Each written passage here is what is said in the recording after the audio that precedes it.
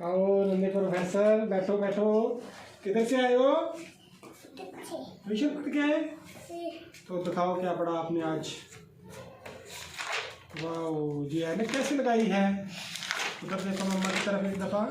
ओह नन्हे प्रोफेसर। हाँ सुनाओ मुझे आज 1 2 सुना दो। 1 2 3 4 5 6। शाबाश। और आगे? 7 8। और ये आता है आपको?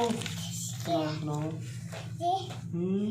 5 6 7 8 9 10 2 3 4 5 6 7 8 9 10। चलो ठीक है, गुड। और ये क्या है?